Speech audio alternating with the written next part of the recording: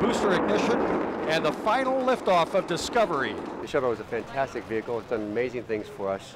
But if we want to go past low Earth orbit and go to the moon and such, we can't do that in the shuttle. We need another vehicle. Astronaut Steve Swanson has flown on the space shuttle several times and is sad to see it go. For 30 years, the shuttle has been the heart of America's space program, delivering satellites and science projects and helping build the International Space Station. But after the Columbia accident, a decision was made to redirect the space agency. Just like these legendary rockets, the space shuttle will soon be history.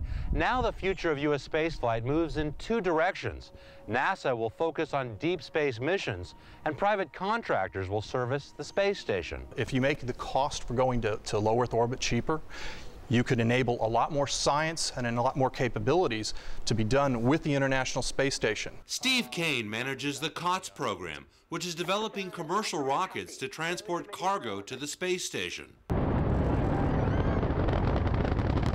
Two private companies, SpaceX and Orbital Sciences, are competing to build these next-generation transport systems, which will carry supplies and spare parts. SpaceX has already tested its Pegasus rocket and hopes to be fully operational by the end of this year. NASA can focus on the capabilities that commercial companies cannot do, and that is to go beyond low Earth orbit, go back to the moon, go to Mars, go to an asteroid, go beyond. However, funding and design problems have seriously delayed the astronaut program. The Constellation project was canceled last year, replaced by commercial crew.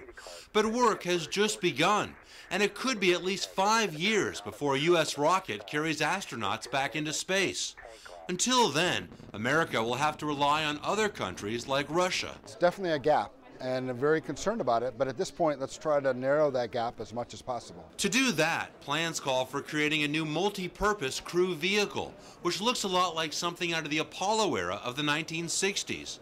Still in development, it'll have advanced propulsion and electronics and be much larger in size, about 5 meters in diameter. Our mission is much simpler, hopefully. It's to bring up 4 crew to a station, have them live there for 180 days, and then bring them back home. This same crew vehicle could also be used for deep space exploration once engineers develop more powerful heavy-lift rockets.